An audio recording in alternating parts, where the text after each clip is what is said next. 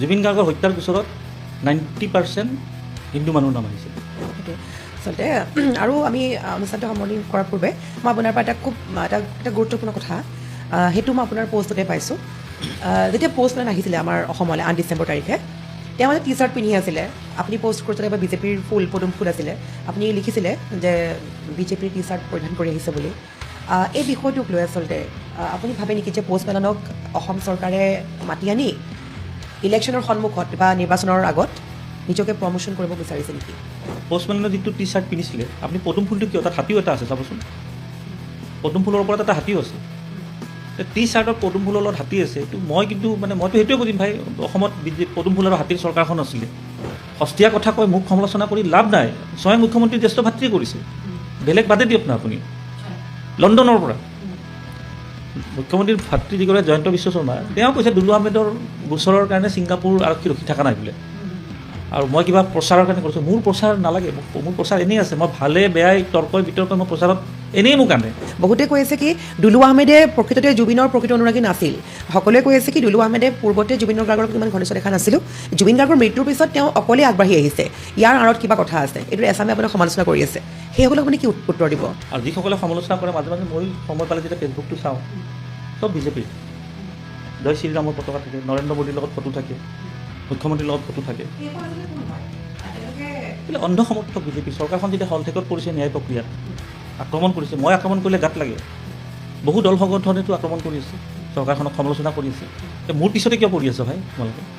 তেওঁ কৈছে যে দুলু আহমেদ ঠাট্টা দেই, তাকো মুখ্যমন্ত্ৰী জ্যেষ্ঠ ভাতৃ, যে ছিংগাপুৰ পুলিচ কি দুলু আহমেদৰ গোচৰৰ কাৰণে ৰখি আছে? হয়, মই আজি দাঁতি ক'ব পাৰোঁ যে মোৰ ষ্টেটমেণ্টৰ কাৰণে 12 তাৰিখৰ কাৰণে ৰখি আছে ছিংগাপুৰত। মই যাম বুলি কৈছোঁ, দিম বুলি কৈছোঁ, আজি মুকলি হৈ গৈছোঁ।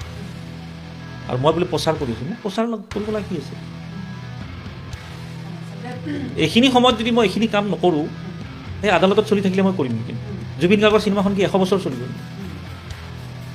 কথা এটা ক'লোঁ, ন্যায় প্ৰক্ৰিয়া কি 50 বছৰ চলিব? আইনী যিবিলাক প্ৰক্ৰিয়াবোৰতো সময়তে যাব লাগিব। জুবিন গাৰ্গৰ চিন্তাধাৰা কি আছিলে? হিন্দু মুছলিম সকলোৱে একেলগে আগুৱাই যাব লাগিব, সকলোকে সমান চকুৰে চাব লাগিব, দুখীয়াক সহায় কৰিব লাগিব। এতিয়া শ্যাম কানু মহন্তৰ নামটো চাৰ্জশ্বিটত আহিব নে নাহে? প্ৰথম কথা, শ্যাম কানুৰ নামটো যদি নাহে, গোটেই অসম আকৌ দাগিব। যদি শ্যাম কানু মহন্ত দোষী হয়, 11টাও দোষী, একেবাৰে স্পষ্ট কথা। কাৰণ তেখেতসকলে ৰাতিপুৱা মদ খুৱাইছে, গাহৰি মাংস খুৱাইছে, সাগৰত ঠেলি দিছে, বহুত ধৰণৰ কণ্ট্ৰভাৰ্চিয়েল ষ্টেটমেণ্ট আছে। গাফিলতি আছে তদন্ত প্ৰক্ৰিয়া যিটো অসমত চলি আছিলে। কিয় গাফিলতি আছে? প্ৰথম কথা, যিকোনো গোচৰৰ এগৰাকী ইনভেষ্টিগেশ্যন অফিচাৰ থাকিব, যিকোনো গোচৰৰ ইনভেষ্টিগেশ্যন অফিচাৰগৰাকী কিন্তু আজিলৈ ছিংগাপুৰ যোৱা নাই।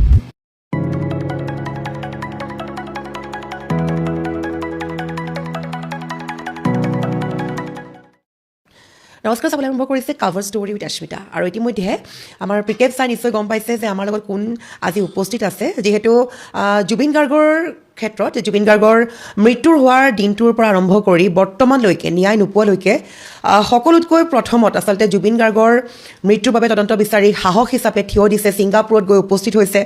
আৰু সেইগৰাকী অসমৰ একমাত্ৰ ব্যক্তি বুলি ক'ব লাগিব। এইকাৰণে একমাত্ৰ বুলি কৈছোঁ কিয়নো জুবিন গাৰ্গৰ বাবে ইমানেই চেষ্টা কৰিছে, জুবিন গাৰ্গে ন্যায়ৰ বাবে, জুবিন গাৰ্গৰ বাবে নিজে অকলেই ছিংগাপুৰ গুচি গৈছে। আৰু সেইগৰাকী ব্যক্তিক ইতিমধ্যে সকলোকে চিনাকি কৰি দিয়াৰ পৰিচয় নাই, সকলোৱে চিনি পায়, তেওঁ হৈছে দুলু আহমেদ। স্বাগতম জনাইছোঁ আপোনাক। হয়, আচলতে মই আৰম্ভণিটো সেইকাৰণে এনেকৈ কৰিছোঁ যিহেতু আপোনাক দেখা পোৱা গৈছে জুবিন গাৰ্গৰ মৃত্যু হোৱাৰ দিনটোৰ পৰা আৰম্ভ কৰি আমি যেতিয়া ছ'চিয়েল মিডিয়া খোলোঁ, মাথো আপোনাৰ পষ্ট সকলোৰে হাতে হাতে।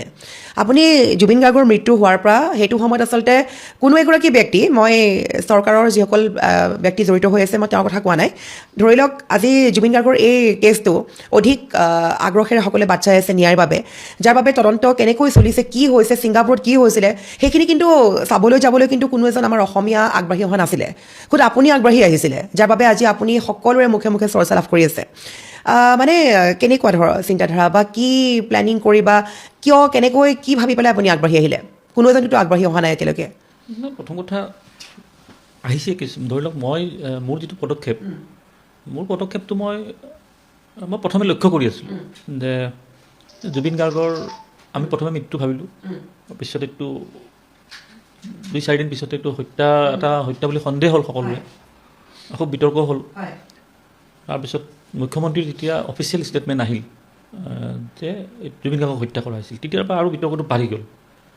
আৰু বেছি বাঢ়ি গ'ল বিধানসভাত যেতিয়া মুখ্যমন্ত্ৰীয়ে নিজে কৈ দিলে এজনে মাৰিছে 4জনে সহযোগ কৰিছে মই আজিও কৈছোঁ হত্যা বুলি ৰাইজে যিটো ভাবি আছিলে এইটো সঁচা প্ৰমাণ হ'ল এতিয়া আহিল আপোনাৰ ধৰি লওক চাৰ্জশ্বিটখনৰ কথা কাৰণ এই বিষয়টো যোৱা 19 ছেপ্টেম্বৰৰ পৰা বিতৰ্কটো আৰম্ভ হৈছে মই ছিংগাপুৰ গ'লোঁ আপোনাৰ অক্টোবৰৰ 15 তাৰিখে ছেপ্টেম্বৰৰ 19 তাৰিখে ঢুকাইছে মই গ'লোঁ প্ৰায় 25 দিন পিছত কিন্তু অসম আৰক্ষীৰ দল মানে দুজনীয়া দল তেখেতসকলে মই যোৱাৰ পিছত গৈছে মানে বিষয়টো এনেকুৱা এটা পৰ্যায়ত আহি গ'ল যদি কেৱল অসমত হ'লৈ তেতিয়া ইমান এটা কথা নাহিল যে জুবিন গাৰ্গ ইয়াত কিবা অসুখ হ'ল বা সুস্থ হ'ল বা এক্সিডেণ্ট হ'ল বা কিবা হ'ল যি আৰু তেতিয়া বিষয়টো অসমতে থাকিলে বা ভাৰতবৰ্ষত অসমৰ বাহিৰত যিকোনো ৰাজ্যত হ'লেও ইমান ক'ব লগা নাছিল এতিয়া দুখন দেশৰ বিষয়টো আহি গ'ল অহাৰ লগে লগে অসমৰ ৰাইজে এতিয়া ছিংগাপুৰত যাই কিনেতো কোনো আৰু ন্যায় বিচাৰিব নোৱাৰে বা প্ৰতিবাদ কৰিব নোৱাৰে আৰু যিদিনাখনে ঘটনাটো হৈছিল সেইদিনাখনে এই প্ৰায় 16-17 গৰাকী জাহাজত থকা মই বেলেগ কথা বাদেই দিছোঁ দেই জাহাজৰ বাহিৰত কোন আছে সেইবোৰ বাৰু আহিব এটা সময়ত কিন্তু যিহেতু আমি শেষ মুহূৰ্তত জাহাজখনলৈ দেখিছিলোঁ জুবিন গাৰ্গক সাগৰৰ মাজত তেতিয়ালৈ জীৱিত আছিলে পিছত যেতিয়া হত্যা বুলি কৈ দিলে তাৰমানে নিশ্চয় হত্যাটো তাতে হৈছে আৰু যিটো ছিংগাপুৰ পুলিচৰ ৰিপৰ্ট আছিল যে তেখেতৰ মৃত্যু স্বাভাৱিক বুলি ক'লে প্ৰথম পৰ্যায়ত এইটো আৰু তেখেতৰ মৃত্যু পানীত ডুবি হোৱা বুলি কয় সাধাৰণ কথা এইটো কাৰণ কোনোবা এগৰাকীক যেতিয়া পানীত ডুবি মৃত্যু হ'ব তেওঁ পানীত ডুবা বুলি পষ্টমৰ্টম ৰিপৰ্ট ওলাব কিন্তু ডুবি যোৱাত কাৰ কি উদ্দেশ্য আছিল কাৰ কি হাত আছিল কোনে কি পৰিকল্পনা কৰিলে সেইটো পিছত আহিব যিটো এতিয়া চলি আছে পষ্টমৰ্টম ৰিপৰ্ট চালোঁ ইয়াত বিতৰ্ক হ'ল বিভিন্ন ধৰণৰ এনেকুৱা যেতিয়া বিতৰ্কটো বাঢ়ি গ'ল আৰু ধৰি লওক এইটো এটা ন্যায়িক প্ৰক্ৰিয়া এটা আছে আমি যিমানে মোবাইলত জাষ্টিছ ফৰ জুবিন গাৰ্গ নকওঁ কিয় আমি যিমানে আন্দোলন নকৰোঁ কিয় যিমানে প্ৰতিবাদ নকৰোঁ কিয় এটা ন্যায় প্ৰক্ৰিয়াৰ মাজেৰে আপুনি যাব লাগিব নহ'লে আপুনি এটা সময়ত মই দেখিছোঁ ন্যায় প্ৰক্ৰিয়া সদায়তো আৰু মানুহে প্ৰতিবাদ কৰিব নোৱাৰে কমিছেও এতিয়া লাহে লাহে বহুত কমিছে তাত আৰু বেয়া পাই লাভ নাই 3 মাহ হৈছে মানুহ এটা সময়লৈ প্ৰতিবাদ কৰিলে আৰু কিছুমানে প্ৰতিবাদ কৰিলে কিছুমানে ৰাজনীতিকৰণ কৰিলে কিছুমানে বিতৰ্ক কৰিলে কিছুমানে মানে বহুত ধৰণৰ কথা আছে এইবোৰ পৰা এইবোৰ বিতৰ্কত যাব আমাক লাগে ন্যায়টো হত্যাৰ ন্যায়টো তেতিয়া মানে নাই ঘটনাটো যিহেতু ছিংগাপুৰত হৈছে তাত ছিংগাপুৰত এটা গোচৰ দিয়াটো খুব জৰুৰী হ'ব মই গ'লোঁ মই 25 দিন পিছত গ'লোঁ যোৱাৰ পিছত মই এইবিলাক বিষয় আহিছে আগে পিছে বাৰু দীঘলীয়াকৈ নকওঁ তাত গোচৰ দিলোঁ কেনেকুৱা দিলোঁ কি হ'ল মোৰ গোচৰ কেনেকুৱা পঞ্জীয়ন হ'ল মোক কি সকলোৱে গম পায় তাৰপিছত তাৰপৰা আহি মই ইয়াতে আয়োগত যিটো আমাৰ এগৰাকী জাজ আয়োগত গঠন কৰি দিছিলে তাত গ'লোঁ তাত যাই গ'লোঁ যিহেতু মই অসমত গোচৰ দিয়া নাই আৰু গতিকে মই মোৰ যিখিনি ক'বলগীয়া আছে ছিংগাপুৰৰ বিষয়টো ক'বলগীয়া নহয় তাতে গৈ কৈছোঁ আৰু তাৰে বিষয়টো আপোনালোকে ল'বনে নলয় ইয়াতে হয় তাত আপুনি যাওঁতে যিটো আচলতে আমাৰ জুবিন গাৰ্গৰ ক্ষেত্ৰত যিটো আমাৰ ইয়াত ইম্পৰ্টেঞ্চ বা যিটো আমি মনোযোগ দিছোঁ তাৰ চৰকাৰখনে কেনেকুৱা মনোযোগ দিছে কিবা প্ৰথম অৱস্থাত সাধাৰণ পৰ্যটক এগৰাকী আহি ঢুকাইছে জেৰা কৰিছে 16-17 গৰাকীক তো জাহাজত থাকি যাব দিছে সকলোকে গধূলি তাৰ পিছৰ পৰাহে বিতৰ্কটো বাঢ়িছে এতিয়া কিন্তু ছিংগাপুৰ আৰক্ষী যথেষ্ট কাৰণ হ'ব কিয় সতৰ্ক হৈছে কাৰণ মই অসমৰ প্ৰতিটো আপডেট মই মোৰ গোচৰত মেইল যোগেই হওক বা হোৱাটছআপত মই মোৰ আয়োগৰাকীৰ নম্বৰো আছে মোৰ তাত মই দি আছোঁ যে আজি এইটো ডেভেলপমেণ্ট কালি এইটো ডেভেলপমেণ্ট আৰু যেতিয়া স্বয়ং ৰাজ্যখনৰ মুৰব্বীগৰাকী কৈ দিছে এইটো হত্যাকাণ্ড 5 গৰাকী জড়িত বুলি কৈ দিলেতো তেখেতসকলৰ এটা দায়িত্ব হৈ গ'ল যে হত্যাকাণ্ডটো তাৰমানে ইয়াতে হৈছে ইয়াতে স্বীকাৰোক্তিহে কৰিছে বা কি এতিয়ালৈ নাজানো চাৰ্জশ্বিটখন অহাকালি দিব কিন্তু হত্যাটোতো তাতে হৈছে এতিয়া পুলিচৰ দায়িত্ব হৈ গ'ল যদি অসমত ডিক্লেয়াৰ হৈছে ভাৰতবৰ্ষত ডিক্লেয়াৰ হৈছে জুবিন গাৰ্গক হত্যা কৰিছিলে আৰু হত্যাৰ শেষ মুহূৰ্তত আমি পাইছিলোঁ মানে ছিংগাপুৰ পুলিচে পাইছিলে গতিকে তেখেতৰ বিষয়টো ইয়াতে চাৰ্জশ্বিটৰ পৰ্যায়টো আহি গ'ল অহাকালি কিন্তু ছিংগাপুৰত এতিয়ালৈ অহা নাই ছিংগাপুৰতো গোচৰটো চলিব তাৰে কোৰ্টতো চলিব কিন্তু সেই পৰ্যায়টো অহা নাই এতিয়ালৈ পিছত মই আহি আয়োগক ক'লোঁ আয়োগতো মই শপতনামা দিলোঁ শপতনামা দিয়াৰ পিছত আটাইতকৈ বেছি আচৰিত লাগিল যিসকলে ডাঙৰকৈ প্ৰতিবাদ কৰিছিল বা মোবাইলত বিভিন্ন ধৰণৰ ছ'চিয়েল মিডিয়াত মাত্ৰ 20 নে 22 গৰাকীয়েহে আয়োগৰ ওচৰত সেইটো সময়ত আমিও দেখা নাপালোঁ কোনো আগবাঢ়ি নাহিল এইটো আচৰিত কথা নহয় 7 মিলিয়ন আৰু সকলোৰে বাবে দুৱাৰখন খোলা আছিলে সকলোৱে আমি আজিও সকলোৱে লিখি আছোঁ হয়তো এতিয়াও বহুত দৰ্শকে আমাৰ এই পডকাষ্ট চাই নিশ্চয় লিখিব #জাষ্টিছ ফৰ জুবিন গাৰ্গ লিখোঁতেতো বহুত লিখিছে 7 মিলিয়নৰ ওচৰা ওচৰি হ'ব হৈছে কিন্তু সেই সময়ত আমিও দেখি আচলতে খুব দুখৰ বিষয় হৈছিলে মানুহ একেবাৰে নাই যিসকলে দিব লগা আছিলে দিব নগ'লে আকৌ তাৰিখটো বঢ়াইও দিছে এতিয়া কিন্তু তাৰিখটো বঢ়াইছে বাৰু কথাটো নাই কাৰণ কাৰোবাৰ দিয়া ইণ্টেনশ্যন নাথাকিলে নিদিবই এতিয়া মই তাতে দেখিলোঁ 20-22 গৰাকী হৈছে খুব বেছি আৰু 7 million justice of Zubeen Garg আছেই 3,70,00,000 আমাৰ ইয়াৰে অসমৰ জনসাধাৰণ, তাৰে আপুনি 1% ধৰকচোন, আচৰিত নহয় জানো কথাটো? তাৰমানে কি এইটোৱে আৱেগ নেকি? মই কিন্তু কামৰে মই দেখাই আছোঁ দেই, মই তেনেকুৱা মোৰ ধৰি লওক মই প্ৰতিটো কথা মই ইমান আপডেট মই আজিলৈ দিও পোৱা নাই, কিন্তু মই জুবিন গাৰ্গৰ আপোনাৰ ক্ষেত্ৰত এটা মই প্ৰশ্ন উত্থাপিত কৰিছোঁ। আপোনাৰ যেতিয়া পষ্টবোৰ দেখা পাওঁ, আজি আচলতে আপোনাৰ পষ্টবোৰ দেখা পাইছোঁ বা আপুনি কিমানখিনি কৰি আছে আমি দেখিছোঁ। জুবিন গাৰ্গৰ মৃত্যুৰ ক্ষেত্ৰত আচলতে সুদূৰ ছিংগাপুৰত উপস্থিত হৈ গোচৰ দিয়া ব্যক্তিগৰাকী দুলু আহমেদ, গতিকে আমি সেইবাবে আজি আপোনাক আমন্ত্ৰণ কৰিছোঁ। কিন্তু আপোনাক এক প্ৰকাৰ আকৌ এছামে বহুত সমালোচনা কৰি আছে। কি কৰিছে আপুনি নিশ্চয় গম পাইছে চাগে। বহুতে কৈ আছে কি দুলু আহমেদে প্ৰকৃততে জুবিনৰ প্ৰকৃত অনুৰাগী নাছিল। সকলোৱে কৈ আছে কি দুলু আহমেদে পূৰ্বতে জুবিন গাৰ্গৰ ইমান ঘনিষ্ঠ দেখা নাছিলোঁ, জুবিন গাৰ্গৰ মৃত্যুৰ পিছত তেওঁ অকলে আগবাঢ়ি আহিছে, ইয়াৰ আঁৰত কিবা কথা আছে। এইটো এছামে আপোনাক সমালোচনা কৰি আছে, সেইসকলক আপুনি কি উত্তৰ দিব? এছাম বুলি ক'লে তাৰ উত্তৰটো তাত ধুনীয়া উত্তৰ আছে। জুবিন গাৰ্গ হৈ গ'ল এগৰাকী সংগীত শিল্পী আৰু মই হৈ গ'লো এগৰাকী ৰাজনীতিক।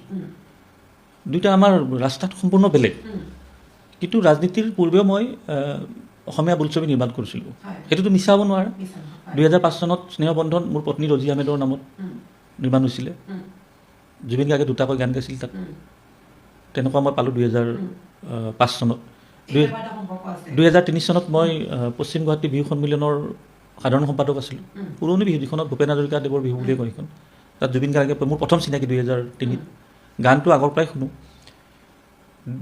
2019 চনত ক'ভিডৰ সময়ত মই অসমীয়া যুৱক যুৱতীক লৈ এটা আমাৰ অনুষ্ঠান এটা হৈছিল। মই বহুত অসমীয়া যুৱক যুৱতী তাত ইনভলভ হৈছিলে। উদ্বোধন কৰিছিলে মোৰ অফিচত আহি জুবিন গাৰ্গ আৰু গৰিমা গাৰ্গে নিজে কৰিছিলে। এইটো 2019 কথা। আৰু কৰিছিলে এইকাৰণে যে অসমীয়া ল'ৰা ছোৱালীক দুলু আহমেদে সংস্থাপন দিছে। তাৰ উপৰি 2020 চনৰ পৰা হাজোত জুবিন গাৰ্গৰ নামৰে এটা মই ছবিগৃহ নিৰ্মাণ কৰি আছোঁ। আজিও তাত কাৰোবাক পঠাই দিলে, এইবিলাকতো আৰু মুখৰ কথা নহয়, এইবিলাক মই কৰি থাকোঁ। জুবিন গাৰ্গৰ নামত এটা ছবিগৃহ, এইটো কাম চলিও আছে। আৰু 2019 চনতে মই ঘোষণা কৰিছিলোঁ, তেতিয়া জুবিন গাৰ্গ মানে ক'ভিডৰ তেওঁ বম্বেৰ পৰা আহি ইয়াত আছিলে। আৰু মোৰ তাত যেতিয়া আহিছিল কাৰ্যসূচীটো তেওঁৰ পত্নীসহ, তেতিয়া মই কৈছিলোঁ যে তোমাৰ নামত এটা চিনেমা হল ছবিগৃহ নিৰ্মাণ কৰিছোঁ, তুমি অপেনিং কৰিব লাগিব যেতিয়া খোলোৱা। জুবিনক কৈছোঁ। তাত ভূপেন হাজৰিকাৰ নামত এটা প্ৰেক্ষাগৃহ আছে। গতিকে এই কোনে কি কৈছে, আচ্ছা মই বাৰু অনুৰাগী নাছিলোঁ, মোৰ লগত চিনাকি নাই বাৰু, মই বেছি দেখাই আছোঁ, লাগে নে নালাগে মই কামখিনি কৰিব? হয়নে? মোৰ বাৰু জুবিনৰ লগত চিনাকি নাই, মোৰ একো নাই, মানে মই লগে পোৱা নাই, মই এনেই কৰি আছোঁ। মই কোৱাখিনিতো ক'লোৱে বাৰু, আৰু এই কোৱাখিনিতো আৰু মই এতিয়া কৈ দিয়া নাই, মোৰ ছ'চিয়েল মিডিয়া পেজত দিয়া আছে। 19 চনতে জুবিন গাৰ্গৰ নামত চিনেমা হল তাতে দিয়া আছিলে। আৰু পুৰণা কথাবোৰ মই দিছোঁ এতিয়া নতুনকৈ। কোনে কি কৈছে সেইটো বিষয়লৈ নাই। মই ভাবি ল'লোঁ যে দুলু আহমেদৰ লগত জুবিন গাৰ্গৰ চিনাকি নাই আৰু দুলু আহমেদৰ একো কৰাই নাই, এতিয়া তেওঁ কিবা বেলেগ বেনিফিট ল'ব কৰি আছে। ঠিক আছে, তোমালোকেও বেলেগ বেনিফিট ল'ব কৰাচোন। মই কি অসমত ৰাজনীতিক আছোঁ নেকি? মই দুলু আহমেদ আছিলোঁ, তোমালোক বহুত আছে, তোমালোকেও কৰাচোন। 3,70,00,000-টো চিনি নাপায়, 7 মিলিয়নকতো জুবিন গাৰ্গে চিনি নাপায়। তোমালোকে আগুৱাই আহাচোন, ছিংগাপুৰ যাব নালাগে, আয়োগখনত আহাচোন এবাৰ। আয়োগখনটো চৰকাৰে গঠন কৰি দিছে, চৰকাৰে ভুল কৰে ভাল কৰে আমি পিছত ধৰিম, কিন্তু যিটো প্ৰক্ৰিয়া আৰম্ভ কৰিছে তাততো আহা। এনেই মোবাইলটো লৈ সস্তীয়া কথা কৈ মোক সমালোচনা কৰি লাভ নাই। স্বয়ং মুখ্যমন্ত্ৰী জ্যেষ্ঠ ভাতৃয়ে কৰিছে, বেলেগ বাদে দিয়ক না আপুনি। লণ্ডনৰ পৰা মুখ্যমন্ত্ৰীৰ ভাতৃ জয়ন্ত বিশ্ব শৰ্মা, তেওঁ কৈছে দুলু আহমেদৰ গোচৰৰ কাৰণে ছিংগাপুৰ আৰক্ষী ৰখি থকা নাই বোলে। আৰু মই কিবা প্ৰচাৰৰ কাৰণে কৰিছোঁ, মোৰ প্ৰচাৰ নালাগে, মোৰ প্ৰচাৰ এনেই আছে। মই ভালে বেয়াই তৰ্কই বিতৰ্কই মই প্ৰচাৰত এনেই মোক আনে, মোক প্ৰচাৰ নালাগে। তথাপি মোৰ নিচিনা যদি কোনোবাই ভাল বেয়া বিতৰ্ক কৰি একো চিনি নোপোৱাকৈ যদি আনিব খোজে জুবিন গাৰ্গক নাই বিচাৰে, মই ৱেলকাম জনাম। কৈ দিয়াটো বহুত সহজ। গতিকে এইবিলাক একাংশই ক'ব, আৰু যি একাংশই কয় তেখেতসকলে কেতিয়াও বিচৰা নাই জুবিন গাৰ্গে জাষ্টিছ পাওক বুলি। গতিকে মোৰ লগত হয়, আচলতে আপুনি ছিংগাপুৰ গৈছে, গতিকে আপুনি বহুত ভালদৰে গম পাব বিষয়টো ইয়াত কেনেকুৱা পৰ্যায়ত আগবাঢ়িছে। গতিকে আপোনাৰ দৃষ্টিত আৰু কেইটামান ঘণ্টা বাকী আছে চাৰ্জশ্বিটখন দাখিল কৰিবলৈ। প্ৰথমখন চাৰ্জশ্বিট দাখিল কৰিব ইতিমধ্যে অসমবাসীয়ে অধিক আগ্ৰহেৰে বাট চাই আছে, আমি সকলোৱে বাট চাই আছোঁ। সেই চাৰ্জশ্বিটত কি দেখা পাম আপোনাৰ দৃষ্টিত দেই? এতিয়া মূল মাষ্টাৰ মাইণ্ড হিচাপে শ্যামকানু মহন্ত, সিদ্ধাৰ্থ শৰ্মা আটাইতকৈ অপৰাধী বুলি সকলোৱে গণ্য কৰি আছে, যদিও আমি দেখা নাই, কিন্তু আমি সকলোৱে ভাবিছোঁ যে ঘটনাৰ যিবোৰ ভিডিঅ' আমি পাই আছোঁ সম্পূৰ্ণ দায়ী শ্যামকানু মহন্ত, সিদ্ধাৰ্থ শৰ্মা, শেখৰজ্যোতি গোস্বামী, অমৃত প্ৰভা, এইসকলক আমি কৈ আছোঁ। যিসকল ইয়টত পাৰ্টি কৰিছিলে 11জনকৈ প্ৰৱাসী অসমীয়া, আজিও আপুনিও কৈ আছে, আজিও মুকলি আকাশত খুব সুন্দৰভাৱে ঘূৰি ফুৰিছে, হাঁহি হাঁহি বাইট দিছিলে আমাৰ সাংবাদিক কেমেৰাৰ সন্মুখত। গতিকে সেইসকলৰ কিন্তু এগৰাকীও গ্ৰেপ্তাৰ হোৱা নাই। ইতিমধ্যে গৰিমা শইকীয়াৰো কিছুমান কথা আমি আগবঢ়াম, তাৰ পূৰ্বে মই আপোনাৰ দৃষ্টিত কেইটামান ঘণ্টাৰ পিছত যিখন চাৰ্জশ্বিট দাখিল কৰিব, আপোনাৰ মতে থাকিবনে ইয়টত থকা সেই প্ৰৱাসীসকলৰ নাম, যদি আপুনি ভাবে? মই এতিয়া মোৰ ভাৱটোতো মই ক'ব পাৰোঁ, আৰু যিহেতু চাৰ্জশ্বিটখন অহাকালি আদালতত দাখিল কৰিবই। যেতিয়া মুখ্যমন্ত্ৰীগৰাকীয়ে বিধানসভাত ক'লে যে এগৰাকীয়ে জুবিন গাৰ্গক মাৰিছে, 4গৰাকীয়ে সহযোগ কৰিছে। তাৰমানে সংখ্যা 5টা, আমি 5টা হ'লোৱেই। 6 নম্বৰৰ নাম যদি কোনোবা থাকিলে হয় ইমান টাইমটো গ্ৰেপ্তাৰ হ'লে হয়, কাৰণ ছিংগাপুৰত থকা 11গৰাকী ইয়াত আহি গৈছিলতো, দ্বিতীয়বাৰতো তেখেতসকলক মাতা নাই। আৰু এই 5গৰাকীৰ ওপৰত যে কাৰোবাৰ নাম আহিব, মই মোৰ ধাৰণাই কেতিয়াও নকয়। তাৰমানে এক প্ৰকাৰ চাৰ্জশ্বিটখনত কি হ'ব নহ'ব মুখ্যমন্ত্ৰীক ঘোষণা কৰি দিয়াৰ নিচিনাই হৈছে এইটো। 5গৰাকী তাৰপিছত যদি কিবা উল্টা হৈ যায় মুখ্যমন্ত্ৰী আকৌ ক'ব লাগিব নহয় যে মই বিধানসভাত এইটো মিছাকৈ কৈছিলোঁ, কিবা কৈছিলোঁ। সেই পৰ্যায়টো কালিৰ পিছতহে গম পাম। গতিকে মই নাভাবোঁ যে আৰু 5গৰাকীৰ ওপৰত কাৰোবাৰ নাম থাকিব বুলি তাতে। তেনে ইয়টত যিটো ইয়ট পাৰ্টি কৰিছিলে তাততো আমি প্ৰথম দিনাখনৰ পৰা গম পাই আহিছোঁ যে জুবিন গাৰ্গক মদ খুৱাই দিছিলে, কিন্তু মুখ্যমন্ত্ৰীও কৈছে যে জুবিন গাৰ্গক জোৰ জবৰদস্তি মদ খুৱাই দিয়া হৈছে, গাহৰি মাংস খুৱাইছে।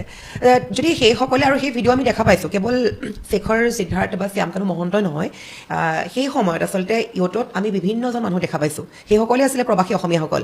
গতিকে সেইসকলেও নিশ্চয় দেখা পাইছে সেই সময়ত জুবিন গাৰ্গক যদি হত্যা কৰা বুলি মুখ্যমন্ত্ৰীয়ে কৈছে, নিশ্চয়কৈ দেখা পাব লাগিব, চকুৰ সন্মুখত দেখা পাব লাগিব যে তাত কি হৈছে। গতিকে সেইসকলে এতিয়াও একো সন্মুখীন হোৱা নাই তদন্তৰ ক্ষেত্ৰত। নাই, আটাইতকৈ গুৰুত্বপূৰ্ণ কথা সেইটোৱে। মোৰ গোচৰটো সেইটোৰ ওপৰতে আছে যে অসমত গ্ৰেপ্তাৰ হৈছে, অসমত জেৰা চলি আছে, ইহঁতসকলক কিয় গ্ৰেপ্তাৰ নকৰে। মোৰ গোচৰটো FIR সময়ত ৰাজহুৱা কৰিছোঁ বাৰু। হেৰি এতিয়া আহোঁ কোন সেই 5গৰাকী, এইটোৱে মানুহ একেবাৰে অসমৰ ৰাইজ আৰু 22 ঘণ্টা আছে। এতিয়ালৈ গ্ৰেপ্তাৰ কেইগৰাকী হৈছে? 7গৰাকী। 2গৰাকী দেহৰক্ষীক লৈ। দেহৰক্ষীটো আৰু মাৰ্ডাৰ কেছত তেখেতসকলৰ যে নাম আহিব মই নাভাবোঁ, কিবা হয়তো তেখেতসকলৰ টকাৰ লেনদেনৰ বিষয়, সেইটো বাৰু দেহৰক্ষীটো তাক আপুনি চাইড কৰি দিয়ক। 5গৰাকী থাকিল, 5গৰাকীটো জেলত আছে। অমৃতপ্ৰভা মহন্ত, শেখৰ গোস্বামী, শ্যামকানু মহন্ত, সিদ্ধাৰ্থ আৰু 5গৰাকী নাম আছিলে। ইয়াৰে ভিতৰত ইয়টত 4গৰাকী আছিলে। এইটো সন্দীপন 4গৰাকী ইয়টত আছিলে, আৰু শ্যামকানু মহন্ত ইয়টত নাছিল। আটাইতকৈ গুৰুত্বপূৰ্ণ কথা এইটোৱে দেই। এতিয়া শ্যামকানু মহন্তৰ নামটো চাৰ্জশ্বিটত আহিব নে নাহে, প্ৰথম কথা। শ্যামকানুৰ নামটো যদি নাহে গোটেই অসম আকৌ দাগিব, হয়নে? এইটো মই কৈ থকা নাই। শ্যামকানু অসমৰ প্ৰতিগৰাকী জনসাধাৰণৰ এটাই কথা যে শ্যামকানু মহন্ত দোষী। সেইটো যদি কিবা কাৰণত চাৰ্জশ্বিটত নামটো নাহে আকৌ সেই আগৰ পৰিস্থিতিটো আহিব। আচ্ছা, এইটো হৈ গ'ল। নাহিলে যদি আহে, এইটো আৰু আটাইতকৈ ডাঙৰ কথা, যদি আহে শ্যামকানু মহন্তৰ নামটো, কি কাৰণে আহিব নামটো? নৰ্থ ইষ্ট ফেষ্টিভেলৰ অৰ্গেনাইজাৰ, আয়োজক আছিল। জাহাজখনত নাছিল, কিন্তু আকৌ কৈ আছিলোঁ আয়োজকগৰাকীক যদি চাৰ্জশ্বিটত নাম আহে, আৰু ছিংগাপুৰৰ যিটো ইয়ট পাৰ্টি আছিলে সেইটো নৰ্থ ইষ্ট ফেষ্টিভেলৰ অংশ নহয়, কিন্তু নৰ্থ ইষ্ট ফেষ্টিভেল আয়োজন কৰা নাই। ছিংগাপুৰ এছ'চিয়েশ্যনো আয়োজন কৰা নাই। সেইটো ছিংগাপুৰ এছ'চিয়েশ্যনৰ 500 মেম্বাৰৰ ভিতৰৰ 11গৰাকীয়ে, প্ৰায় 500 মেম্বাৰ আছে, তাৰে 11গৰাকীয়ে ইয়ট পাৰ্টি আয়োজন কৰিছিলে, য'ত জুবিনৰ মৃত্যু হৈছে বা হত্যা হৈছে। যদি শ্যামকানু মহন্ত অৰ্গেনাইজাৰ হিচাপে গ্ৰেপ্তাৰ হ'ব পাৰে, দোষী হ'ব পাৰে, যদি নামটো আহে, নাজানো, কালিতো গম পাই যাম। তেনেহ'লে যদি ছিংগাপুৰ ফেষ্টিভেলৰ মঞ্চত জুবিনৰ কিবা মৃত্যু হৈছে, তেতিয়া কথাটো বেলেগ আছিল। তেওঁতো জাহাজলৈ আমি তেখেতক দেখিছোঁ, শেষ মুহূৰ্তলৈ দেখিছোঁ, আজিলৈ সম্পূৰ্ণ ভিডিঅ' ক'তো অহাই নাই। গতিকে যদি শ্যামকানু মহন্ত গ্ৰেপ্তাৰ হ'ব পাৰে, এই 11গৰাকী কিয় গ্ৰেপ্তাৰ হ'ব নোৱাৰে? দোষী নিৰ্দোষী আদালতে কৰিব। দোষী নিৰ্দোষী চাৰ্জশ্বিটে কিন্তু মেইন নহয় দেই। যিকোনো গোচৰত, বহু গোচৰত মই দেখিছোঁ চাৰ্জশ্বিটত নাম থকা মানুহ আদালতে দোষমুক্ত কৰিছে, আৰু বহু চাৰ্জশ্বিটত দেখিছোঁ নাম নথকা মানুহ পিছত আদালতে সাক্ষীবাদী কৰাই অন্তৰ্ভুক্ত কৰি দোষী সাব্যস্ত কৰিছে। কিন্তু চাৰ্জশ্বিটখন আমি চাব লাগিব যে কি হৈছে কি নাই হোৱা। গতিকে মোৰ গোচৰটোৱে হৈ গ'ল যে যদি শ্যামকানু মহন্ত দোষী হয়, এই 11টাও দোষী, একেবাৰে স্পষ্ট কথা। কাৰণ তেখেতসকলে ৰাতিপুৱা মদ খুৱাইছে, গাহৰি মাংস খুৱাইছে, সাগৰত ঠেলি দিছে, বহুত ধৰণৰ কণ্ট্ৰভাৰ্চিয়েল ষ্টেটমেণ্ট আছে। হয়, কিন্তু তেখেতসকল এতিয়াও মুকলি আকাশৰ তলত।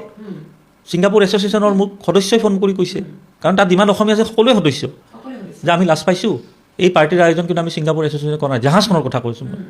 নৰ্থ ইষ্ট ফেষ্টিভেলটো বাৰু বেংককতো হৈছে, বেলেগ বেলেগ জেগাতো হৈছে, কিন্তু তেখেতসকলে মোক কৈছে, মোৰ প্ৰমাণো আছে, লাগিলে কেতিয়াবা ৰাজহুৱা কৰিম, যে ইয়ট পাৰ্টিত আমি ছিংগাপুৰ এছ'চিয়েশ্যন জড়িত নহয় বুলি কৈছে। 20 নে 21 তাৰিখে তেখেতসকলে এটা ষ্টেটমেণ্টো ওলাইছে, ছিংগাপুৰ পেপাৰত ওলাইছিলে, কোনোবা এখন পেপাৰত আছে, মোৰ তাত কপিটো মই দি দিম।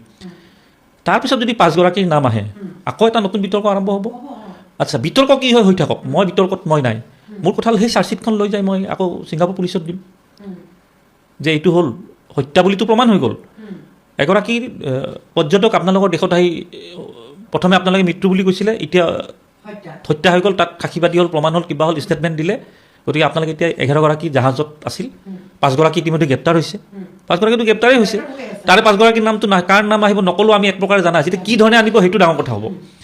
তেতিয়া ছিংগাপুৰৰ আৰক্ষীয়ে নিশ্চয় বিষয়টো, এতিয়াওতো মোৰ তদন্ত চলি আছে, চাৰ্জশ্বিটৰ পৰ্যায়টো ছিংগাপুৰৰ আদালতত এতিয়ালৈ অহা নাই। 3 মাহ সময় লৈছিল, 3 মাহ সময়টো তেখেতসকলৰ অহা 17 ডিচেম্বৰত হ'ব। আৰু এই গোচৰটোত মই যিটো ষ্টেটমেণ্ট মই দি আছোঁ, এটাও যদি মোৰ ভুল হ'ল হয়, ইমান টাইম মোক SIT মাতি মোক ভিতৰত সোমাই থৈ দিলে হয়। মই যিখিনি দেখিছোঁ, যিখিনি জানিছোঁ, যিখিনি কৰিছোঁ, সেইখিনিয়ে কৈ আছোঁ। ছিংগাপুৰ পুলিচে যদিও কৈছে ডুবি মৃত্যু হৈছে জুবিন গাৰ্গৰ, ফাৰ্ডাৰ 3 মাহ সময়ো লৈছে বিতৰ্কটো বাঢ়ি যোৱাৰ পিছত, যে আমি 3 মাহ আৰু সময় লৈছোঁ, আমি এটা, আৰু সেইটোৰ লগত মোৰ গোচৰটো আছে। এতিয়া কালিলৈতো ৰখিব লাগিব, কালি এইটো বহুত ডাঙৰ কথা। এতিয়া ধৰি লওক আপুনি এটা কথা খুব কথা কৈছে, আচলতে শ্যামকানু মহন্তৰ যদি নাম নাথাকে চাৰ্জশ্বিটখনত, তেতিয়াও অসমত উলটপালট লাগি যাব। কিয়নো আমি যেতিয়া সমাধিৰ ক্ষেত্ৰতে যাওঁ বা ক'ৰবাত হ'লেও যাওঁ, সকলোৰে মাথোঁ এটাই প্ৰশ্ন যে আমাক ফাঁচি লাগে, শ্যামকানু মহন্ত, সিদ্ধাৰ্থ শৰ্মাক ফাঁচি দিব লাগে, সকলোৱে এই কথা কৈ আছে। আৰু এই কথা প্ৰত্যেকগৰাকী লোকে কমেণ্টতো লিখি আছে, সকলোৱে মাত্ৰ অসমবাসীয়ে বিচাৰি আছে যে হত্যাকাৰী হিচাপে তেওঁলোকে ভাবি লৈছে শ্যামকানু মহন্ত, সিদ্ধাৰ্থ শৰ্মা মূল অপৰাধী, আৰু সেইসকলক ফাঁচি দিব লাগে। গতিকে সম্পূৰ্ণ অসম জ্বলি আছে। আৰু তেনে মুহূৰ্তত যদি কেইটামান ঘণ্টাৰ পিছত যিটো চাৰ্জশ্বিট দাখিল হ'বলৈ গৈ আছে, তাত যদি শ্যামকানু মহন্তৰ নাম নাথাকে, পুনৰ এবাৰ হয়তো উলটপালট হ'বলৈ গৈ আছে অসম। আৰু যদি নাম থাকে, আপুনি কোৱাৰ দৰে নাম থকাৰ মাত্ৰকে আৰু এটা প্ৰশ্ন আহিব, সেই সময়ত ইয়ত পাৰ্টিত শ্যামকানু মহন্ত নাছিলে, আপুনি কোৱাৰ দৰে, তেতিয়াহ'লে প্ৰবাসীসকল নাম থাকিব লাগিব, নহয় জানো? যিহেতু অৰ্গেনাইজাৰ হিচাপে তেওঁৰ নাম আহিছে, ভাগটো কৰিব নোৱাৰিব, তাত থকা সকলো নাম আহিব লাগিব। গতিকে এতিয়া আচলতে খুব এটা জটিল, এটা খুব কমপ্লেক্স, মানে এটা খুব জটিল দিশলৈ গতি কৰিছে এই চাৰ্জশ্বিটখনে। এতিয়া মাথো আমি অপেক্ষা কৰিব লাগিব ঘণ্টাৰ বাবে, আৰু এই চাৰ্জশ্বিটখন দাখিল হোৱাৰ মাত্ৰকে আচলতে কি হ'বলৈ গৈ আছে কোনো ঠিক নাই। কিয়নো এতিয়া আমি পতাৰ দৰে আমি যিবোৰ ডিছকাছ কৰি আছোঁ, শ্যামকানু মহন্তৰ নাম আহিলেও বিপদ হ'ব প্ৰবাসীসকলৰ বাবে, সেইটো সকলোৱে ক'ব। আপুনি ক'ত গোচৰ দিছে ইতিমধ্যে, আৰু নাম নাহিলেও শ্যামকানু মহন্ত হাৰি গ'ল কেনেকৈ, বিভিন্ন প্ৰশ্ন আছে। গতিকে এই চাৰ্জশ্বিটখন অতিকৈ গুৰুত্বপূৰ্ণ চাৰ্জশ্বিট হিচাপে দাখিল হ'বলৈ গৈ আছে কাইলৈ। গতিকে এতিয়া আপুনি যিহেতু 15 তাৰিখে পুনৰবাৰ যাম ভাবিছে ছিংগাপুৰলৈ, আপুনি কি মনোভাৱেৰে যাম ভাবিছে আচলতে এই প্ৰবাসীসকলৰ ওপৰতে? এইটো এটা নিয়ম কেনেকুৱা, অন্ততঃ এটা ভাল হৈছে, অসমৰ ৰাইজে এইটো মোক যথেষ্ট সন্মান দিছে, মৰম দিছে, আশীৰ্বাদ দিছে, যে ছিংগাপুৰত গোচৰটো থকাৰ কাৰণে অন্ততঃ সেই 11গৰাকীৰ পিছত আজিও তদন্ত চলি আছে। যদি মই নিদিলোঁ হয় গোচৰটো, আজি আমি অসম চৰকাৰৰ ফালে চাই থাকিব লাগিলে হয়। অসম চৰকাৰৰ ইতিমধ্যে CID বিভাগৰ কাৰুকাৰ্যবিলাক দেখিছেই, কিবা ভুল পাইছে কাৰণেতো বিতৰ্ক হৈছে। যদি সঠিক পথত গ'লে হয়, মই ক'লে বেয়া দেখি, কিন্তু বিতৰ্কটো হৈছে। CIDক সমালোচনা কৰিছে, SITক সমালোচনা কৰিছে, মুখ্যমন্ত্ৰীক সমালোচনা কৰিছে, সমালোচনাই সমাধান নহয়। কিন্তু অন্ততঃ মোৰ গোচৰটো থকাই কি হৈছে, ছিংগাপুৰত কি হৈ আছে সেই কথাখিনি অসমৰ ৰাইজে গম পাই আছে। এইটো মানে আমাৰ কাৰণে আটাইতকৈ ভাল খবৰ। আৰু যিদিনাখনেই মোৰ গোচৰটো কোৰ্টত যাব, বা কোৰ্টত যোৱাটো নিশ্চিত ছিংগাপুৰত, সেইটো মই আগে পিছে ষ্টেটমেণ্ট দিছোঁ। মই যিদিনাই যাব মই আকৌ সেইদিনা ক'ম যে মোৰ গোচৰটো এতিয়া আদালতত চলিব, বা যি হয় আৰু। কিন্তু ৰাইজে এটা আশা দেখি আছে, এতিয়াও শেষ হৈ যোৱা নাই। আৰু এতিয়া অহাকালি চাৰ্জশ্বিটৰ কথা, তাৰ মাজত কিছুমান বেলেগ বেলেগ প্ৰসংগ আহিছে। মই প্ৰথমে ক'লোঁ আপোনাক যে মোবাইলটো লৈ জাষ্টিছ ফৰ জুবিন গাৰ্গ বা আমাক প্ৰতিবাদ, ধৰ্ণা এইবিলাক কৰি থাকিলে একো জাষ্টিছ নহ'ব। জাষ্টিছ কৰিব লাগিব প্ৰপাৰ ৱে, এটা ৰাস্তা আছে, আইনী প্ৰক্ৰিয়া এটা আছে, যিটো আইনী প্ৰক্ৰিয়াত মই আছোঁ এই মুহূৰ্তত। অসম চৰকাৰ আছে, কিন্তু অসম চৰকাৰৰ গোচৰটো সেই অসমত 65খন FIR দিছিল যে সেইটোৰ ওপৰত ভিত্তি কৰি আছে, আৰু এইটো CID SIT চাই আছে। কিন্তু য'ত ঘটনাটো সংঘটিত হৈছে, আপুনি যিকোনো এগৰাকী জ্যেষ্ঠ নাগৰিকক সোধক, বুদ্ধিজীৱীক সোধক, অধিবক্তাক সোধক, যে মানুহজনৰ হত্যা হৈছে ছিংগাপুৰত আৰু বিচাৰ হৈ আছে অসমত, মানে বহুত তাত গাফিলতি থাকিব। ছিংগাপুৰত হ'ব লাগিব। এই কথাটো কওঁতে বহু লোকে অসমবাসী ৰাইজে মুখ্যমন্ত্ৰীক এটা প্ৰশ্ন কৰিছে। সেই প্ৰশ্নটো হৈছে এনেকুৱা, ধৰি লওক মুখ্যমন্ত্ৰীয়ে সদনৰ মজিয়াত কৈছে যে এগৰাকীয়ে হত্যা কৰিছে, 4গৰাকীয়ে সহযোগ কৰিছে। ছিংগাপুৰ কিন্তু আৰক্ষীয়ে এতিয়ালৈকে কোনো চাৰ্জশ্বিট দাখিল কৰা নাই। গতিকে দাখিল নকৰাকৈ, তাত কোনো গৈ তদন্ত নকৰাকৈ সকলোৱে মুখ্যমন্ত্ৰীলৈ প্ৰশ্ন উত্থাপিত কৰিছে যে অসম চৰকাৰে কেনেকৈ ইমান স্পষ্টকৈ ক'ব পাৰিলে যে হত্যাকাণ্ড বুলি। এই আমি কথা নহয় দেই, ৰাইজে প্ৰশ্ন উত্থাপিত কৰে। আমি যেতিয়াই বাতৰি প্ৰকাশ কৰিব যাওঁ, যেতিয়া কাৰোবাৰ বাইত আমি মন্তব্য ল'ব যাওঁ, আমাক সকলোৱে এইটোৱে প্ৰশ্ন কৰে যে চৰকাৰে, ছিংগাপুৰ চৰকাৰে চাৰ্জশ্বিট দাখিল নকৰাৰ আগতে, তাত নোযোৱাকৈ কেনেকৈ ক'ব পাৰিলে, কিবা ইমান কেনেকুৱা এভিডেঞ্চ পাইছে যাৰ বাবে মুখ্যমন্ত্ৰীয়ে খুব স্পষ্টভাৱে কৈছে যে হত্যাকাণ্ড বুলি? এই দিনটোৰ কাৰণে, এই কথাখিনিৰ কাৰণে আমি কালি দিনটোলৈ অপেক্ষা কৰিব লাগিব। কিন্তু তাৰ মাজত মই কথা এটা কওঁ, গাফিলতি আছে তদন্ত প্ৰক্ৰিয়া যিটো অসমত চলি আছিলে। কিয় গাফিলতি আছে? প্ৰথম কথা, যিকোনো গোচৰৰ এগৰাকী ইনভেষ্টিগেশ্যন অফিচাৰ থাকে, যিকোনো গোচৰৰ ইনভেষ্টিগেশ্যন অফিচাৰগৰাকী কিন্তু আজিলৈ ছিংগাপুৰ যোৱা নাই। SITৰ মুখ্যগৰাকী গৈছে বেলেগ কথা, কিন্তু IO, যিকোনো জামিন প্ৰক্ৰিয়াই হওক বা ন্যায় প্ৰক্ৰিয়াই হওক, আদালতৰ প্ৰথম যে IO ৰিপৰ্ট কি আছিলে, ইয়াততো আয়ৰ ৰিপৰ্ট বুলি কথা নাই, ইয়াত SIT ৰিপৰ্টে আছে। SITটো এটা পাৰ্মানেণ্ট এটা টেম্পৰাৰী এটা গঠন কৰি দিয়া এইটো এই গোচৰটোৰ বাবে। এই SIT আৰু বেলেগ গোচৰত কাম নাই। গতিকে যিহেতু আয়োগৰাকী যোৱা নাই, এইটো আদালতত এটা টাইমত চৰকাৰখন কিন্তু বিপদত পৰিব বা তদন্তকাৰী বিভাগটো বিপদত পৰিব যে আয়োগ কিয় নগ'ল, ঘটনাটো হৈছিল তাতে। আৰু মই একেবাৰে সাধাৰণ কওঁ, আজি কোনোবা এগৰাকী বাহিৰা শিল্পী আহি অসমত তেনেকুৱা জাহাজত মৃত্যু হ'ল বা হত্যা হ'ল, অসম পুলিচে জাহাজখন এতিয়া মানে চিজ কৰি ৰাখি দিলে হয়, নিয়মে সেইটো। কিন্তু সেই জাহাজখনটো আজিলৈ চিজ হোৱা নাই তাত। যদি চিজ হৈছে তোমালোকে ৰাজহুৱা কৰা নাই ইয়াতে, আৰু চিজটো নিশ্চয় হোৱা নাই। আহিলেতো ব্ৰেকিং নিউজ আহিলে হয়। জাহাজখন চিজ হোৱা নাই। জুবিন গাৰ্গে হত্যাৰ সময়ত যিযোৰ কাপোৰ পিন্ধি আছিলে তাত বিষ পানী কৰাইছে নে ড্ৰাগছে খুৱাই দিছে নে তেওঁক কি ধৰণে হত্যা কৰিছে, সেই ড্ৰেছযোৰো এটা চিজ কৰিব লাগিব। গোটেই এইবোৰ এতিয়া মেইনটেইন হৈছে নাই, এইটো কেনেকৈ প্ৰত্যেকৰ এটা সন্দেহ হৈছে। তাৰোপৰি আহি গ'ল দুইখন দেশৰ ভাষ্য বেলেগ বেলেগ এই মুহূৰ্তলৈ। ছিংগাপুৰৰ ভাষ্য বেলেগ, অসমৰ ভাষ্য বেলেগ। ছিংগাপুৰে কৈ আছে, আজিলৈতো কৈ আছে সাধাৰণ মৃত্যু, তাৰপিছতো এতিয়াওতো অহা নাই, আমি লাগি আছোঁ। ছিংগাপুৰতো ছেকেণ্ড ষ্টেটমেণ্ট এতিয়ালৈ দিয়া নাই। ছিংগাপুৰৰ যেতিয়া আদালতলৈ প্ৰেৰণ কৰিব ৰিপৰ্টটো বা চাৰ্জশ্বিটটোৱে, কৰোনাৰ্ছ কোৰ্টত হ'ব তাত, ইতিমধ্যে মোক জনাইছে, অফিচিয়েলি জনাইছে কৰোনাৰ্ছ কোৰ্টত হ'ব, আৰু এইটো মই সংবাদ মাধ্যমত জনাইছোঁ। সেইটোত আহিলে গম পাম ছিংগাপুৰে কি কয়। কিন্তু অসমতো ডিক্লেয়াৰ কৰি দিছে হত্যা বুলি। এতিয়া দুইখন দেশৰ মাজত যদি দুইটা ভিন্ন ভিন্ন মন্তব্য থাকে, তেতিয়া এইটো এটা সাংঘাতিক বিতৰ্ক হ'ব। আকৌ সেইটো বিতৰ্ক হোৱাৰ লগে লগে মই পৰৱৰ্তী কি কৰিব লাগিব সেইটো ৰাস্তাও মই ভাবি থৈ দিছোঁ। কাৰণ যেতিয়া এটা চেলিব্ৰিটিসকলৰ ক্ষেত্ৰত জুবিন গাৰ্গকো চেলিব্ৰিটি ক'ব লাগিব, কাৰণ মাইকেল জেকচনৰ পিছতে তেওঁৰ নামটো আহিছে, গুগল এৱাৰ্ডো দিছে কিবা, আৰু ধৰি লওক সমগ্ৰ বিশ্বই জুবিন গাৰ্গ চাৰ্চ কৰিছে। ইমান ডাঙৰ এগৰাকী চেলিব্ৰিটিৰ ক্ষেত্ৰত যেতিয়া দুখন দেশৰ মাজত ন্যায় প্ৰক্ৰিয়াত ভিন্ন ভিন্ন মন্তব্য হ'ব, পৃথক পৃথক মন্তব্য হ'ব, তেতিয়া ইণ্টাৰনেশ্যনেল কোৰ্ট অফ জাষ্টিছো আছে, তাত আবেদন কৰিম। আৰু মই আবেদন কৰাৰ ৰাস্তা মোৰ খোলা আছে, কাৰণ মই ছিংগাপুৰ মোৰ আবেদনৰ কপি আছে। আৰু মই যদি তাত কিবা মই ন্যায় নাপাওঁ, আৰু অসমৰ কথা বেলেগ, ছিংগাপুৰৰ কথা বেলেগ, মই আকৌ তাত দিব পাৰিম। মোৰ ৰাস্তা খুলি থৈ দিছোঁ মই ভাবিছোঁ। চৰকাৰ নহয়, দুইখন দেশ বাৰু। হয়,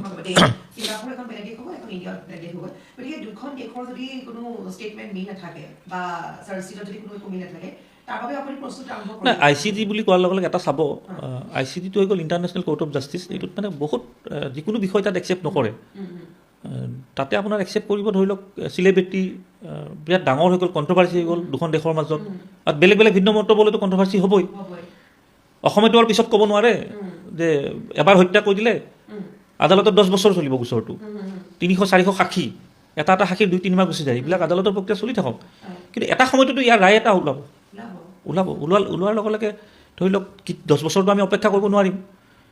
কিন্তু যেতিয়া মন্তব্যটো এই মুহূৰ্তত যদি বেলেগ বেলেগ হৈ যায়, মই ৰখি আছোঁ এই দিনটোত লৈ, কালিৰ চাৰ্জশ্বিট আৰু ছিংগাপুৰৰ ৰিপৰ্টটো কোৰ্টত কেতিয়া চলে মোৰ তাত ক'ব লগা একো নাই। দিয়া নাই এতিয়ালৈ দিয়া নাই। দিলে মোক অৱগত কৰিলে হয়।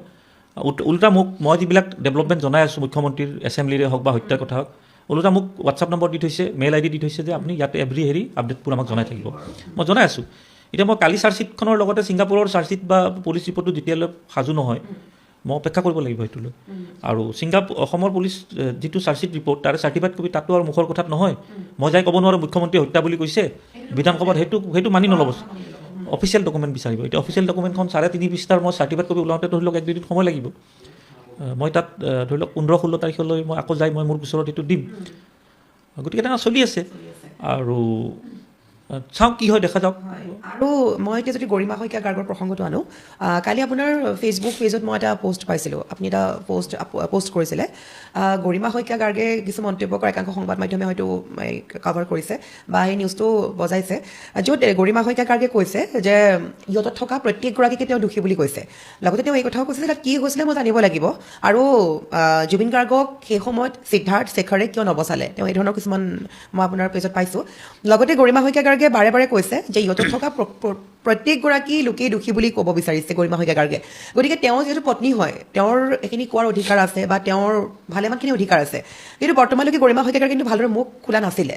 এতিয়া তেওঁ এই কথাও কৈছে যে সিদ্ধাৰ্থক তেওঁ ফোন কৰোঁতে তেওঁ ফোনটো অফ পাইছে, আৰু যিবিলাক ভিডিঅ' ক্ৰমান্বয়ে ভাইৰেল হৈ আছিলে সেই ভিডিঅ'বিলাকো গৰিমা শইকীয়া গাৰ্গে এসপ্তাহৰ পিছতহে দেখা পাইছে। গতিকে যদি গৰিমা শইকীয়া গাৰ্গে মুখ খোলে বা তেওঁ যদি এতিয়া যিটো আগবাঢ়ি আহিব বিচাৰিছে, তেতিয়া কিবা ব্যৱস্থা হয় চাওক প্ৰথম কথাটো কেনেকুৱা কালি মই হঠাৎ যোৱাকালি কথা ক'লোঁ যে এটা সংবাদ মাধ্যমৰ প্লেট এখনত দেখিলোঁ গৰিমা কাক ডাঙৰীয়াই এটা ষ্টেটমেণ্ট দিছে মই এইবাৰ ভালদৰে লাগিম বুলি মানে এইবাৰ ভালদৰে লাগিম বুলি কৈছে আৰু ইয়ৰ্টত থকা 11গৰাকীয়ে দোষী হ'ব লাগিব গতিকে মই এইটো পঢ়ি দিছোঁ পঢ়িলে ভাল হ'ব ৰাইজেও গম পাব লাগে কথাবোৰ মই এইবাৰ লাগিম এইটো যোৱাকালিৰ পোষ্ট দেই মই এইবাৰ লাগিম মানে তাত বহুত কথা তাৰমানে ইমান দিন ধৰি লওক গৰিমা কাকে হয়তো ব্যস্ততা বা কিবা কাৰণত লাগিব পাৰে মই এইবাৰ লাগিম বুলি ক'লে আৰু ইয়ৰ্টত থকা প্ৰত্যেকজন জুবিনৰ বাবে প্ৰত্যেকজনে জুবিনৰ মৃত্যুৰ বাবে দায়ী এইটো গৰিমা কাকৰ যোৱাকালিৰ ষ্টেটমেণ্ট এতিয়া যদি মোবাইলতে এইটো কৈ থাকিলে নহ'ব সংবাদ মাধ্যমত কৈ থাকিলে নহ'ব আইনী প্ৰক্ৰিয়াত যাব লাগিব অৱশ্যে পলম হৈছে কাৰণ মুখ্যমন্ত্ৰী যিদিনাৰ পৰা হত্যা বুলি কৈছে 4-5গৰাকীৰ সংখ্যা কৈ দিছে সেইদিনাখনেই গৰিমা কাকৰ এটা দায়িত্ব আছিলে মই অভিযোগ কৰা নাই এইটো যিহেতু ন্যায় চবেই বিচাৰিছে আৰু ঘৰৰ মানুহটো দুলু আহমেদৰ ন্যায়টো বাদ দিয়ক অসমৰ ৰাইজৰ ন্যায়টো প্ৰথম বাদ দিও আপুনি যদি প্ৰথম অধিকাৰ আছে গৰিমা কাকৰ আছে আমি যিমানখিনি লাগিছোঁ গৰিমা কাকে তাতকৈ এখোজ বেছি যাব লাগিব তে এইটো পোষ্ট পোৱাৰ লগে লগে মই তেওঁক আহ্বান জনাইছোঁ যে আপুনি এতিয়াও সময় আছে হত্যা বুলি কোৱাৰ দিনাই আপুনি ছিংগাপুৰত গোচৰ দিব লাগিছিলে যে হত্যাটো যিহেতু ছিংগাপুৰত হৈছে অসমততো হোৱাই নাই এইটো স্পষ্ট কথা তথাপিও একো নাই যিহেতু আপুনি এতিয়াৰ পৰা আকৌ ছিৰিয়াছলি লাগিম বুলি কৈছে আপুনি ভাল অধিবক্তাৰ লগত আলোচনা কৰক মই মোৰ কথা কোৱাই নাই মই মোৰ কাম কৰি আছোঁ মোৰ লগত আলোচনা কৰি তেওঁ যে সিদ্ধান্ত ল'ব তেনেকুৱা মই অনুগ্ৰহ কৰা নাই আপুনি অধিবক্তাৰ লগত আলোচনা কৰক বিষয়টো কওক যে চৰকাৰখনে এইটো হত্যাকাণ্ড বুলি কৈছে ইয়াতে তদন্ত চলি আছে কিন্তু হত্যাকাণ্ডটো হৈছে ছিংগাপুৰত তাত মই গোচৰ দিয়াটো ভাল হ'বনে নহয় কোনোবা ভাল অধিবক্তাৰ লগত আলোচনা কৰিলে মই যে কৰক আৰু মই লগত এইখিনিও কৈছোঁ যদি আপুনি মনতে ভাবিছে দিম বুলি ছিংগাপুৰত মানে মনত ভাবি আপুনি ধৰি লওক যাব পৰা নাই কিবা অসুবিধা থাকিব পাৰে তথাপি আপুনি এটা মেইল যোগে জনাই দিয়ক বা মই ছিংগাপুৰত 3-4 দিন পিছত যাম যেতিয়া ময়ে লাগিলে ব্যৱস্থাখিনি কৰাই দিম যে পত্নীও মানে ইয়াত গোচৰ দিব বা আহিব বিচাৰিছে কিবা অসুবিধা কাৰণে হয়তো 2 দিন পিছত আহিব 10 দিন পিছত আহিব বা তেওঁ FIR দিব মই কথাখিনি ক'ব পাৰিম কিন্তু সেইটোতো তেওঁৰ এটা মন্তব্য লাগিব মই যোৱাবাৰ মই পত্ৰও পঠাই দিছোঁ ছিংগাপুৰৰ পৰা আহি যে ঘৰৰ মানুহ গোচৰ দিয়া বিচাৰিছে মই চিঠি এখন দিছোঁ দেই প্ৰথম অহাৰ পিছত নাই ৰিপ্লাই তেওঁ এইখন মানে মই কিবা এটা আহ্বান কৰিছোঁ তেওঁ এইটো না বুলি কোৱা নাই হা বুলি কোৱা নাই আধাত থাকিলেতো নহ'ব নহয় এতিয়া যোৱাকালিও মই ছ'চিয়েল মিডিয়াতে ক'ম কাৰণ মই কিয় যাই ক'ব খোজা নাই কাৰণ মই যাই যদি কৈ দিওঁ আপুনি যিটো কৈছে দুষ্ট চক্ৰ মানে একাংশ কৈ দিব যে দুলু আহমেদে গৰিমাক গোচৰ দিব কিয় কৰি আছে একো নাই গৰিমাকে গৰিমাক ডাঙৰীয়ানী গোচৰ নিদিলেও মোৰ গোচৰ আছেই কিন্তু এটা সময় এনেকুৱা আহিব যে ঘৰৰ মানুহে কিয় গোচৰ নিদিলে বুলি তেতিয়া ক্লিয়াৰেঞ্চ দি লাভ নাই এটা সময়ৰ কাম সময়ত কৰিব লাগিব যাবই লাগিব অসমত গৰিমা কাক ডাঙৰীয়ানী FIR দিছে কাহিলীপাৰানে ক'ৰবাত দিছে কিন্তু ছিংগাপুৰতো এখন দিলে কি হৈ যায় হত্যাটো তাত হৈছেতো হত্যা এইটো স্বাভাৱিক কথা তাত দিবই লাগিব সেইকাৰণে মই যোৱা নাই আৰু মই যোৱাৰ লগে লগে আকৌ কিছুমান বিতৰ্ক কৰিব ৰাজনীতি কৰিব মানে গৰিমা শইকীয়াক উচ্চতনি দিছে কিবা ইয়াত উচ্চতনিৰ কথা দিলে দিব নিদিলে নাই মই কোৱাখিনি কৈছোঁ দিলে ভাল আৰু শক্তি হ'ব কেছটোত ছিংগাপুৰত ছিংগাপুৰ প্ৰশাসনেও গম পাব যে পত্নীয়ে নিজে আহি দিছে মইতোতো আছোঁৱেই মোৰ কথাটো আপুনি ধৰি লওক মই এগৰাকী অনুৰাগী হিচাপে মই বন্ধু হিচাপে বা জুবিন গাৰ্গ এগৰাকী পাব্লিক ফিগাৰ হিচাপে মই কেছটো মোৰতো লোৱা নাছিলে প্ৰথম মই কনভিন্স কৰাব পাৰিছোঁ যে কিয় ল'ব লাগে গোচৰটো মই কনভিন্স কৰিছোঁ আল্টিমেটলি মোৰ গোচৰটো চলি আছে আজিলৈ সেইকাৰণে মই এটা আহ্বান দিছোঁ আৰু কেৱল মোবাইলত বা হেৰিত জাষ্টিচ বিচাৰি থাকিলে নহ'ব তাত দিবই লাগে ডেট পলমেই হৈছে আৰু যিহেতু তাত আকৌ যেতিয়া চাৰ্জশ্বিট তাত দি দিব 17 জানুৱাৰীলৈ সময় আছে ছিংগাপুৰত তাৰপিছত আৰু তেতিয়া আৰু তাতো সেই ৰাস্তাটো বন্ধ হৈ থাকিব 17 জানুৱাৰীৰ পিছত হয় কিন্তু আটাইতকৈ গুৰুত্বপূৰ্ণ হ'ব যে দুইখন দেশৰ যদি মন্তব্য চাৰ্জশ্বিটত বেলেগ বেলেগকৈ হয় তেতিয়া আৰু আপুনি কাৰণ 11গৰাকী এতিয়াও ছিংগাপুৰতে আছে মোৰ সেইটোৱে গোচৰ যে 5গৰাকী যদি মইতো এতিয়া নেক্সট ভিজিটত মই ক'ম 16গৰাকী থকাৰ পিছত 5গৰাকী গ্ৰেপ্তাৰ হ'ল হত্যাত এতিয়ালৈ চাৰ্জশ্বিটত নাম আহিল বাকী তেখেতসকলৰ লগত 11গৰাকী আছিলে সেই 11গৰাকীক দোষী নিৰ্দোষী আদালতে সিদ্ধান্ত ল'ব গ্ৰেপ্তাৰ কিয় নকৰিলে এইটো ভাগটো কিয় হ'ল হয় এই ধৰণৰ কিছুমান আৰু যিহেতু ছিংগাপুৰ আৰক্ষীয়ে চৰকাৰে ইতিমধ্যে স্পষ্টীকৰণ দিছিলে যে জুবিন গাৰ্গৰ এয়া এটা পানী ডুবি মৃত্যু হৈছিলে বুলি যিটো স্পষ্টীকৰণ দিছিলে জুবিন গাৰ্গৰ মৃত্যুৰ পিছতে তাৰ পাছত তদন্ত কৰি আছে নহয় জানো কিন্তু বৰ্তমানলৈকে তেওঁলোকে কিন্তু কোৱা নাই যে তাতে হত্যা হৈছে বুলি নাই এতিয়ালৈ তেওঁলোকেতো একো আগবঢ়োৱা নাই হয়তো এই চাৰ্জশ্বিটখনৰ পিছত তেখেতসকলৰ আৰু তদন্ত এই চাৰ্জশ্বিটখন বিৰাট গুৰুত্বপূৰ্ণ হ'বতো কাৰণ এই চাৰ্জশ্বিটত যাৰে নাম নাহক সেই নামখিনি ছিংগাপুৰৰ পুলিচে জেৰা কৰিছে ইতিমধ্যে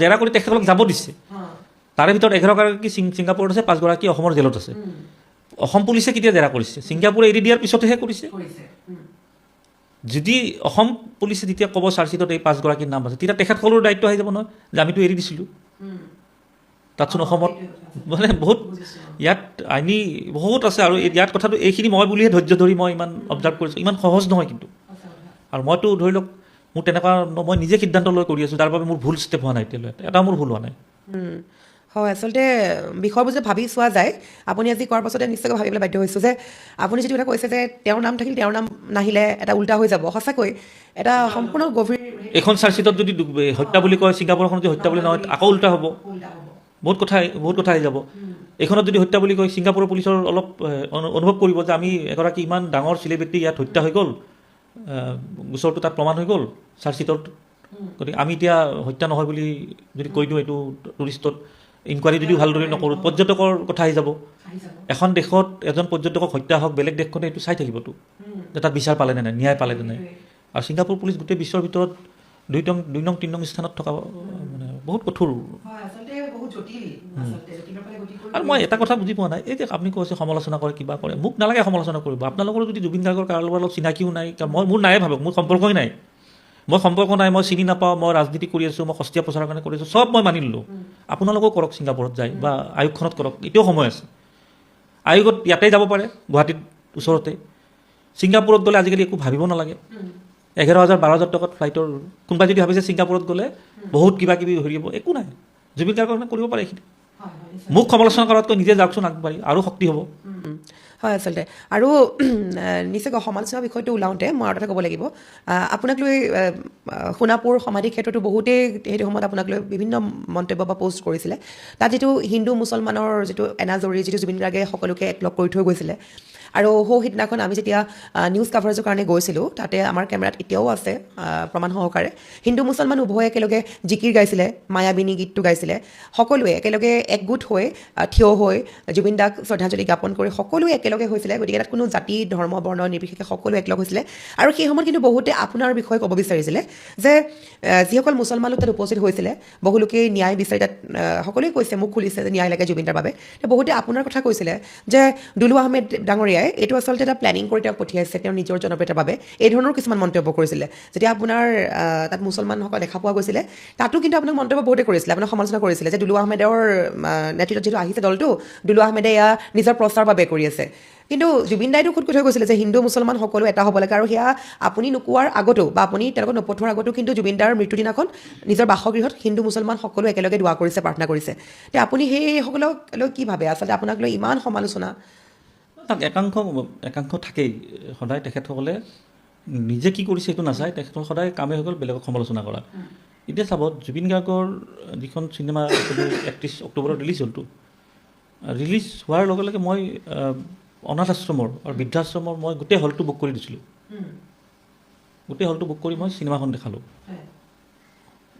মই চাব খুজিছে চাব মানে জুবিন গাৰ্গ চাব খোজেতো চবৰোতো আৰু সক্ষম নহ'ল আশ্ৰমত ইমান বৃদ্ধ আশ্ৰমত আইতাসকল আছে তেখেতসকলো চাব জুবিন গাৰ্গক চবেই চিনি পায় কণ সৰু বাচ্ছাৰ পৰা চবেই চিনি পায় মই ব্যৱস্থা কৰিলোঁ সেইটো মোৰ ভুল হ'ল নেকি মই বাৰু প্ৰচাৰৰ বাবে কৰিলোঁ কি প্ৰচাৰ কৰিম মই ৰাজনীতিক কাৰণে মোক সমালোচনা কৰিব নেকি মই এনেকুৱা এটা ৰাজনীতিক দলত আছোঁ ইয়াত কোনো মোৰ চৰকাৰো নাই কোনো বিধায়কো নাই সাংসদো নাই তাত মই কি কৰিব পাৰিম মই চিনেমা দেখাই কি মই চৰকাৰ গঠন কৰিব পাৰিম নেকি নে চিনেমা দেখাই মই কিবা বহুতকেইটা বিধায়ক জিকাই দিব পাৰিম তেনেকুৱাতো কথা নাই চিনেমাখন দেখুওৱাৰ পিছত মোৰ তাত বিভিন্ন ধৰণৰ ফোন আহিল আমিও চাব বিচাৰিছিলোঁ আমাৰ 200 200 টকা চব চাব নোৱাৰিবও পাৰে মই লিষ্ট ৰেডি কৰিব দিলোঁ কাৰণ এনেই কৈ দিলে নহ'বতো এটা আপুনি ছিষ্টেমত বনাই ল'ব লাগিব মই এটা নম্বৰ দি দিলোঁ যে যোনে যোনে চাব খুজিছে এইখন জিলাত এইটো নম্বৰত নিজৰ নাম আৰু ID কাৰ্ডখন আৰু যোনে চাবলৈ সক্ষম নহয় মানে আৰ্থিকভাৱে তেখেতসকলক প্ৰিফাৰেঞ্চটো দিব লাগে আৰু তেনেকুৱা মই এতিয়ালৈ ৰঙিয়া ডিজিটেল যিটো চিনেমা হল আছে মানে হাজোত নাই কমলপুৰত নাই বাৰটা চাৰিআলিত নাই এই মানুহখিনি ধৰি লওক চাবৰ কাৰণে তাতে এটাই হল আছে মইতো হাজোত বনাই আছোঁ বাৰু বেলেগ কথা কিন্তু ৰঙিয়াত এতিয়ালৈ মই আপুনি মোৰ ফেচবুকত পাব প্ৰায় 1000ৰ ওচৰৰ কলেজৰ ছাত্ৰ ছাত্ৰী চালে তাকো এটা জেগাৰ নহয়, নলবাৰী, বাইহাটা, কমলপুৰ, হাজো, শুৱালকুছি, যিহেতু ৰঙিয়াত হল আছে। এতিয়া মই নলবাৰীত ইলেকশ্যন খেলিব যাম নেকি, নে মই কমলপুৰত ইলেকশ্যন খেলিব যাম? গোটেইখিনি দিলোঁ কৰি, আৰু মই তাৰপিছত 2-3বাৰ আপডেট দি মই পিছত দিয়াই নাই। চাই আছে হৈ গ'ল, তেখেতে মনত ৰাখিলে নহয় যে দুলু আহমেদৰ কাৰণে আমি জুবিন গাৰ্গৰ চিনেমাখন চালোঁ হ'ল। তাৰপিছত কোনোবাই মোক ক'লে যে বহুত মানুহ সোণাপুৰত যাব খুজিছে, যাব বিচৰা নাই, মানে পাৰা নাই, গাড়ীৰ কথা আছে। মেনেজমেণ্ট ব্যৱস্থা কৰি চাওক, এখন গাড়ীত কিবা এটা পইচা দি আপুনি মানুহ আনিব দিয়াটো ডাঙৰ কথা নহয়, চাব যাব দিয়াটো। কোনটো মানুহ কোনখন ঘৰৰ পৰা আহিব, তেওঁক কেনেকুৱা লৈ আহিব, তেওঁক কেনেকুৱা থৈ আহিব, এইটোহে মেইন। মোৰ নিচিনা খৰচ কৰা মানুহ বহুত আছে। আপুনি এখন গাড়ীত যেতিয়া 50জন মানুহ আনিব, 50জনটো এখন ঘৰৰ নহয়, 3-4টা স্থানৰ পৰা আহিব। আপুনি জ্যেষ্ঠসকলক লৈ আহিব, থোৱাৰ দায়িত্ব দিব লাগিব, কি খাব সেইখিনিও কৰিব লাগিব। মই তেখেতসকলক লৈ গৈছোঁ, তেখেতসকলে তাত যাই মোৰ নাম গৈছে, তাৰ কাৰণে মই দায়ী হ'লোঁ নেকি? মই কিন্তু ধৰি লওক কোনে কি কৰিছে মই নাজানো। মই এতিয়ালৈ সোণাপুৰত যিখিনিয়ে মোক কৈছে, মই 3টা গ্ৰুপ পঠিয়ালোঁ এতিয়ালৈ, প্ৰায় 150মান গ'ল সোণাপুৰত। সেইটোতো বেয়া পাব লগা কি আছে কওকচোন? হয় বাৰু। আৰু তেতিয়া কিন্তু আৰু এটা কথা আপুনি কোৱাৰ দৰে, আপুনি আজি যিসকলে চাবলৈ আৰ্থিকভাৱে দুৰ্বল বা চাব পৰা নাই, সুবিধাখিনি পোৱা নাই, আপুনি কিন্তু সুবিধা কৰি দিছে। তাত কিন্তু সেইদিনাখন বহু লোকে, ৰঙিয়াৰ পৰা অহা বহু লোকে কিন্তু আপোনাৰ কথা কৈছে যে আজি দাদাৰ কাৰণে আমি চাবলৈ পাৰিলোঁ, বা আমাৰ আহিবলৈ খুব মন আছিলে, আমি আহিব পৰা নাছিলোঁ, জুবিন দাক খুব ভাল পাওঁ, মোৰ ল'ৰা ছোৱালীয়ে ভাল পায়, আজি দাদাৰ কাৰণে আমি জুবিন দাৰ সমাধি ক্ষেত্ৰখন এবাৰ চাই গৈছোঁ। তেওঁলোকে ঠিক মন্তব্য কৰিছে, বা তেওঁলোকে আজি সুখী জুবিন দাক আপোনাৰ বাবে হ'লেও চাব পাৰিছে। তাত এছামে সামাজিক মাধ্যমত সেই যিটো ভিডিঅ' আমি পষ্ট কৰিছিলোঁ বা যিখিনি বাতৰি আমি প্ৰকাশ কৰিছিলোঁ, সেই বাতৰিতে বহু লোকেই ইমান কিছুমান মন্তব্য কিছুমান কৰিছে, যিবোৰ মন্তব্য আচলতে আপোনাক কোৱাৰ দৰে যে দুলু আহমেদে প্ৰচাৰ বাবে পঠাইছে তেওঁলোকক, হিন্দু মুছলমান ৰাজনীতি চলি আছে, কিন্তু সেই সময়ত আচলতে হিন্দু মুছলমানৰ ৰাজনীতিৰ এই টপিকটো আচলতে এটা বিশাল টপিক হিচাপে পৰিগণিত কৰিব খুজিছে। তাতে বহুতে কৈছে যে সেইসকল মুছলমানেই কিন্তু অৰুণোদয় আঁচনিৰ ৰেচন সামগ্ৰী বিচাৰি আছে, কিন্তু সেই সময়ত আমাৰ বিপৰীতে কৈছে, বিভিন্ন পোৱা গৈছে মন্তব্য। সেইসকলৰ উত্তৰটো মোৰ এনেকুৱা, এটা সাধাৰণ চিম্পুল উত্তৰটো দিলোঁ, জুবিন গাৰ্গক কিন্তু মুছলিম মানুহ হত্যা কৰা নাই কিন্তু। আপুনি চাব সেইটো, সেইসকললৈ উত্তৰটো দিছোঁ দেই মই, যিসকলে হিন্দু মুছলিম বিতৰ্ক কৰিছে। জুবিন গাৰ্গৰ হত্যাৰ গোচৰত 90% হিন্দু মানুহৰ নাম আহিছে, সেইটো সেইসকলক উত্তৰ দিছোঁ মই। আৰু যিসকলে এজৰে আহিছে কোনোবা নলবাৰীৰ কিবা ৱাহিদ নে কি নাম, সেইকাৰণে মই 90% কৈছোঁ। 10% জড়িত আছিল মুছলিম, 90% আছিল হিন্দু, সেইসকলে সেই কথাটো জনা উচিত প্ৰথম কথা। আৰু যিসকলে সমালোচনা কৰে, মাজে মাজে মই সময় পালে যেতিয়া ফেচবুকটো চাওঁ, চব বিজেপিৰ। জয় শ্ৰীৰামৰ পতাকা থাকে, নৰেন্দ্ৰ মোদীৰ লগত ফটো থাকে, মুখ্যমন্ত্ৰীৰ লগত ফটো থাকে। অন্ধ সমৰ্থক বিজেপিৰ। চৰকাৰখন যেতিয়া হলঠেকত পৰিছে ন্যায় প্ৰক্ৰিয়াত, আক্ৰমণ কৰিছে, মই আক্ৰমণ কৰিলে গাত লাগে, বহু দল সংগঠনেতো আক্ৰমণ কৰি আছে, চৰকাৰখনক সমালোচনা কৰি আছে। এতিয়া মোৰ পিছতে কিয় কৰি আছে ভাই তোমালোকে? কথাটো তেনেকুৱা নহয় জানো, যে আক্ৰমণ চৰকাৰখনক সমালোচনা বহুতেও কৰি আছে, বিভিন্ন ধৰণে বেয়াকৈ কৰি আছে, ৰাজনৈতিক অৰাজনৈতিক সকলোৱে কৰি আছে, কিন্তু একাংশ কৰিছে মোৰ পিছত। কাৰণ মই আপুনি চাবচোন, মানে আপোনালোকে আজিকালিতো আৰু লুকাই ৰাখিব নোৱাৰে নহয়, আপুনি যিসকলে সমালোচনা কৰে আপুনি 90% চাব, কাৰোবাৰ পিছফালে হয়তো জয় শ্ৰীৰামৰ পতাকাখন আছে, কাৰোবাৰ নৰেন্দ্ৰ মোদীৰ লগত ফটো আছে, কাৰোবাৰ হিমন্ত বিশ্ব শৰ্মাৰ ডাঙৰ লগত ফটো আছে, কোনোবা RSSৰ সদস্য। আৰু এটা কথা ক'লে ভুল হ'ব, একাংশই মোক মুকলিকৈ ফেচবুকত কমেণ্টত কৈছে আমি RSS কৰোঁ, কিন্তু আপোনাক এই কেছটোত আপোনাক সম্পূৰ্ণ সমৰ্থন কৰিছে। আৰু এই গোচৰটোৰ ন্যায় প্ৰক্ৰিয়া মই যেতিয়াৰ পৰা আৰম্ভ কৰিছোঁ, মই এটা ভাল কাম কৰিছোঁ, আৰু মই সেইটো ভাল কাম কৰা বুলি মই নিজকে কৈছোঁ। মই কোনো ৰাজনৈতিক মোৰ দলৰ নাম ব্যৱহাৰ কৰা নাই, যাৰ বাবে মোক দল জাতি ধৰ্ম নিৰ্বিশেষে সকলোৱে সমৰ্থন কৰিছে। আপুনি চাবচোন, মই এটা আজিকালি কিবা আপডেট দিয়াৰ লগে লগে তাত লাখৰ ওপৰত মানে মানুহ যথেষ্ট। মই সেইবাবে আছে আপোনাক ক'লো, আপোনাৰ দুলু আহমেদ ইমানেই চৰ্চাৰ বিষয় হৈ পৰিছে, সামাজিক মাধ্যম মই খুলিবই নোৱাৰোঁ, আপোনাৰ এটা হ'লেও কণ্টেণ্ট বা এটা হ'লেও কিবা কাৰোবাৰ পষ্ট হ'লেও পাওঁ মানে মই। আৰু মই কিবা বেলেগ প্ৰচাৰ দিছোঁ নেকি? মোৰ এতিয়া ইমান ভয় লাগিছে, 2 মাহ পিছত নিৰ্বাচন, মই নিৰ্বাচনী কাৰ্যসূচীবিলাক মই কৰি আছোঁ। 2 মাহ পিছত নিৰ্বাচনটো, আমাৰ দলৰটো প্ৰাৰ্থীও থাকিব, আৰু আমাৰ দলটোতো সৰু দল নহয়। মই ফেচবুকত মই পোষ্ট দিব মোৰ ভয় লাগে, কাৰণ মই নিৰ্বাচনী বা দলীয় কিবা পোষ্ট দিয়াৰ লগে লগে মোক আক্ৰমণ কৰিব যে 2 মাহ 3 মাহ জুবিন গাৰ্গক নাই বিচাৰি এতিয়া ৰাজনৈতিক পোষ্ট দিয়ে। মোৰ আপুনি ৰাজনৈতিক পোষ্ট দেখা নাপায়, আপুনি চাবচোন, দিয়াই নাই মই, কিন্তু মই ৰাজনৈতিক কাৰ্য চলি আছে, মোৰ চলি আছে। আৰু এইটোৱে মই ছাকচেছ কি কাৰণে, যে মই কোনো দলৰ প্লেটফৰ্ম ব্যৱহাৰ কৰা নাই, মই এগৰাকী সাধাৰণ অসমৰ জুবিন অনুৰাগী বুলি মই বাদেই দিলোঁ। সেইসকলকে ক'লোঁ যে আপোনালোক ৰাইট, জুবিনৰ লগত মোৰ চিনাকি নাই, মোৰ সম্পৰ্ক নাই, মোৰ কোনো ধৰণৰ আৱেগ নাই, মই ৰাজনীতিয়ে কৰিছোঁ বা প্ৰচাৰৰ কাৰণে কৰিছোঁ, মই চব মানি ল'লোঁ। তোমালোকেও কৰা, তেতিয়া মোক যিমানে সমৰ্থন কৰিছে তোমালোকেও কৰিব সমৰ্থন। আজি কি বেলেগ যাব নোৱাৰে নেকি? আজি মই বেলেগ কথা বাদ দিলোঁ, মই ৰাজনৈতিক দলৰ কথাই ক'লোঁ। সাধাৰণ মানুহে মোক ভাল পাইছে, যিসকলে ছিংগাপুৰ যাই গোচৰ দিব নোৱাৰে, সাধাৰণ মানুহখিনিৰ কথা কৈছোঁ। আৰু যিসকলে ছিংগাপুৰত যাই গোচৰ দিব পাৰে মোৰ নিচিনাকৈ, বহুত ডাঙৰ ডাঙৰ মানুহ আছে, সেইসকলে মোক বেয়া পাইছে যে আমি নকৰা কামটো তই কৰিছ, তোক পাব্লিকে ছাপৰ্ট কৰিছে, আমি ভাল পোৱা নাই। আজিলৈ মোক কোনে প্ৰশংসা কৰিলে ৰাইজৰ বাহিৰে? এটা মোক নাম কওকচোন, এটা মোক নাম কওক আপুনি। মোৰ সেইদিনাখনে মই কিবা এটা পষ্ট দিছোঁ, 14 লাখ অসমৰ 14 লাখটো ভিউৱাৰ্ছ, মই প্ৰচাৰ কৰিব যোৱা নাই। কিন্তু কোনোবাই আজিলৈ মোক ডাঙৰ ৰাজনীতিক, ডাঙৰ বুদ্ধিজীৱী, কোনোবাই মোক মুকলি প্ৰশংসা কৰা আপুনি দেখিছে নেকি ক'ৰবাত? মোক ভাল উৎসাহে দিব লাগে, তুমি কৰিছা ঠিকে আছে, আমাৰ কিবা সহায় লাগিলে ক'বা। ভাল পোৱা নাই আপুনি, মোক ৰাইজে ভাল পাইছে। বহুতে এইটোত মানে মই কৰাৰ কাৰণে বেয়া পাইছে। সেইকাৰণে মই স্বয়ং মুখ্যমন্ত্ৰী ভায়েকে লণ্ডনৰ পৰা মোক ক'বই লাগে যে সঁচাই মিছা দুলু আহমেদে এটা ছিংগাপুৰত যাই গোচৰ দিছে, আমি ভাল পাইছোঁ। তেওঁ কৈছে যে দুলু আহমেদে ঠাট্টা দেই, তাকো মুখ্যমন্ত্ৰী জ্যেষ্ঠ ভাতৃ, যে ছিংগাপুৰ পুলিচ কি দুলু আহমেদৰ গোচৰৰ কাৰণে ৰখি আছে? হয়, মই আজি ডাঠি ক'ব পাৰোঁ যে মোৰ ষ্টেটমেণ্টৰ কাৰণে 12 তাৰিখৰ কাৰণে ৰখি আছে ছিংগাপুৰত। মই যাম বুলি কৈছোঁ, দিম বুলি কৈছোঁ, আজি মুকলি হৈ গৈছোঁ। আৰু মই বোলে প্ৰচাৰ কৰি আছোঁ, মোক প্ৰচাৰ কৰিব লাগে কি আছে? এইখিনি সময়ত যদি মই এইখিনি কাম নকৰোঁ, সেই আদালতত চলি থাকিলে মই কৰিম নেকি? জুবিন গাৰ্গৰ চিনেমাখন কি 100 বছৰ চলিব নেকি? কথা এটা ক'লোঁ, ন্যায় প্ৰক্ৰিয়া কি 50 বছৰ চলিব? আইনী যিবিলাক প্ৰক্ৰিয়াবোৰ সময়তে যাব লাগিব। জুবিন গাৰ্গৰ চিন্তাধাৰা কি আছিলে? হিন্দু মুছলিম সকলোৱে একেলগে আগুৱাই যাব লাগিব, সকলোকে সমান চকুৰে চাব লাগিব, দুখীয়াক সহায় কৰিব লাগিব। তেওঁৰ যিটো চিন্তাধাৰা, সেই চিন্তাধাৰাখিনিয়ে মই কৰিছোঁ। আৰ্থিকভাৱে যিসকলে চাব পৰা নাই ছবিখন দেখাইছোঁ, তাত মোৰ ভুল হ'ব নোৱাৰে। সোণাপুৰত যিয়ে যাব নোৱাৰে, তাত মই লৈ যোৱাৰ ব্যৱস্থা কৰিছোঁ, সেইটো মোৰ ভুল হ'ব নোৱাৰে। অসমৰ ৰাইজ দুখত আছে 3,70,00,000, সেইসকলে ন্যায় বিচাৰিছে, তাৰ কাৰণে মই ছিংগাপুৰত যাই গোচৰ কৰিলোঁ, সেইটো মোৰ দুখ হ'ব নোৱাৰে। সুপ্ৰিম কোৰ্টত শ্যামকানু মহন্তই CBIক দিব লাগে বুলি গোচৰ দিছিলে, মই যাই তাত অন্তৰ্ভুক্ত হ'লোঁ, সেইটো মোৰ দুখ হ'ব নোৱাৰে কেতিয়াও। এইবিলাক মোৰ তাৰ মাজত চাওক, আপুনি যিমানে যি নকওক, ভগৱানকে সমালোচনা কৰে, আল্লাহকে সমালোচনা কৰে, মইনো কোন হয়?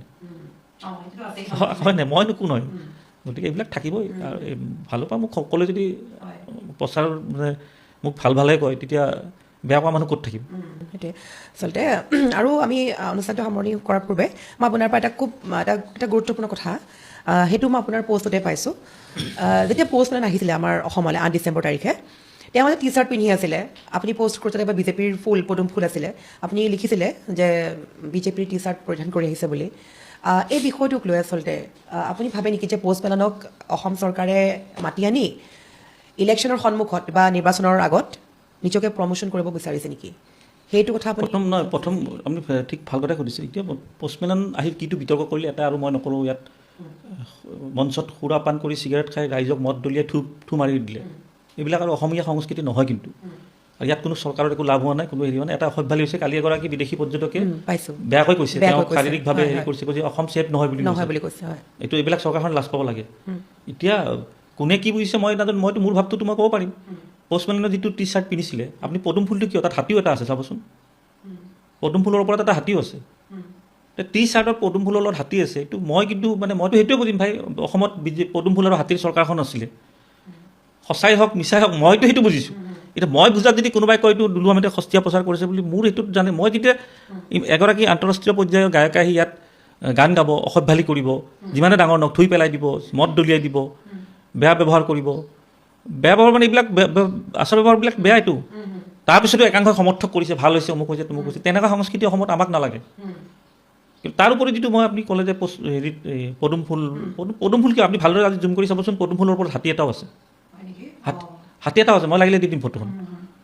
মইতো অকল পদুম ফুলটোৱে কৈছোঁ, পদুম ফুলৰ লগত হাতী এটাও আছে টি-চাৰ্টটো। এতিয়া হাতীৰ ব্ৰেণ্ডৰ কিবা টি-চাৰ্ট আছে নেকি ক'ৰবাত? মই নাজানো, মই বহুত প্ৰায় 90খনৰ ওপৰত দেশ মই ঘূৰিছোঁ, হাতীৰ চিহ্ন থকা মই ব্ৰেণ্ডেড টি-চাৰ্ট কিন্তু মই দেখা নাই।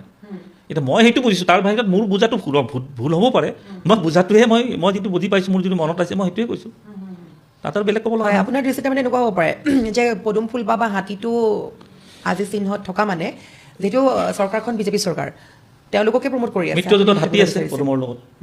আৰু নহয়, এইটো বাদ দিয়ক, এইটো কোনোবাই সস্তীয়া কৰিব, কোনোবাই চিৰিয়াছলি ল'ব, কোনোবাই হাঁহি ধেমালি কৰিব, মই এইটো বিষয়ে বাদ দিলোঁ। আপুনি চাব 2 মাহ পিছতে নিৰ্বাচনটো, এতিয়া জুবিন গাৰ্গৰ হত্যাটো নিৰ্বাচন কেন্দ্ৰিক হৈ গৈছে, হয়নে? বেলেগ কথা মই বাদ দিছোঁ, কংগ্ৰেছৰ পোষ্ট চাব, বিজেপিকটো সমালোচনা কৰিছোঁৱে, কংগ্ৰেছৰ পোষ্ট চাবচোন, গৌৰৱ গগৈটো পোষ্ট দিছিলে, যে যুঁজ এখন হ'ব, কৰি থাকা যুঁজ, তোমালোকে মাৰা কাটা বিজেপিক কিবা কৰা, যুঁজ এখন হ'ব আকৌ জয় জুবিন দা বুলি লগত লগাই তুমি মানে যুঁজ এখন কি জুবিন দাক লৈ কেনে কৰিবা নেকি? সেইটো গৌৰৱ গগৈৰ পষ্ট, দুলুৱা মিটৰ পষ্ট নহয়। মই যদি আজি দিলোঁ যুঁজ এখন হ'ব জয় জুবিন দা বুলি, মোক কিজানি একেবাৰে চেছ কৰি দিলে হয় পূৰা কথাটো। আৰু মই স্পষ্টকৈ কওঁ কাৰণে মই বিপদত পৰোঁ, মোক সমালোচনা কৰে। মই আকৌ কৈছোঁ মই কি ৰাজনীতি কৰিব লগা আছে? মই জুবিন গাৰ্গৰ নাম লৈ মই TMC চৰকাৰ গঠন কৰিব নোৱাৰোঁ অসমত, মই TMCৰ সাংসদ জিকাব নোৱাৰোঁ ইয়াতে, TMCৰ বিধায়ক মই জিকাব নোৱাৰোঁ বুলি, কাৰণ মুখ্য বিৰোধীত কংগ্ৰেছ আছে, TMC নাই ইয়াতে। গতিকে মোৰ জুবিন গাৰ্গৰ এইটোত কোনো ৰাজনৈতিক উদ্দেশ্য নাই বাবেহে মোক অসমৰ ৰাইজে সমৰ্থন কৰিছে, একেবাৰে স্পষ্ট কথা। হয়, আচলতে দৰ্শকসকল, আজি আমাৰ এই বিশেষ পডকাষ্ট আমি আজি বিভিন্ন কথা পাতিলোঁ, খুবেই দৰকাৰী বিষয় আচলতে এইবিলাক, কিয়নো কেইটামান ঘণ্টাৰ পিছতেই দাখিল হ'বলৈ গৈ আছে SITৰ প্ৰথমখন জুবিন গাৰ্গৰ মৃত্যুৰ তদন্তৰ চাৰ্জশ্বিট, আৰু সেই চাৰ্জশ্বিটখনক লৈ আমি সকলোৱে অধীৰ আগ্ৰহেৰে বাট চাই আছোঁ। দাদাৰ লগত যিখিনি মানে আলোচনা কৰিছোঁ সেই কথাৰ ভিত্তিত আমি ক'ব লাগিব যে দাদাই কোৱাৰ দৰে চাৰ্জশ্বিটখন এখন খুবেই জটিল দিশলৈ গতি কৰিছে, খুবেই শক্তিশালী চাৰ্জশ্বিট বুলি ক'ব লাগিব। এই কাৰণেই ক'ম কিয়নো যদি চাৰ্জশ্বিটত দাদাই কোৱাৰ দৰে যদি শ্যামকানু মহন্তৰ নাম থাকে তেন্তে সেই 11জন প্ৰবাসী কিন্তু বাচি যাব নোৱাৰিব। সেই সকলো সেই সময়ত আছিলেই। ইতিমধ্যে গৰিমা শইকীয়া গাৰ্গৰ মুখ খুলিছে। লগতে যদি শ্যামকানু মহন্তৰ নাম নাথাকে তেতিয়াহ'লেও এটা খুবেই বেয়া দিশলৈ গতি কৰিব, কিয়নো সকলোৱে জুবিন গাৰ্গক হত্যা কৰা প্ৰত্যেকগৰাকী অপৰাধীক অসমবাসীয়ে বিচাৰিছে। আনকি অসমবাসীয়ে এইটো কথাও কৈছে যদি চৰকাৰে নোৱাৰে আমি ইয়াৰ ব্যৱস্থা ল'ম। গতিকে অসমবাসী পূৰা গৰম হৈ আছে। গৰম এইকাৰণেই হ'ব কিয়নো জুবিন দা আমাৰ আৱেগ, জুবিন দা আমাৰ বাবে সম্পদ, আমাৰ বাবে এগৰাকী ঘৰৰ সদস্যৰ দৰে, আৰু জুবিন গাৰ্গৰ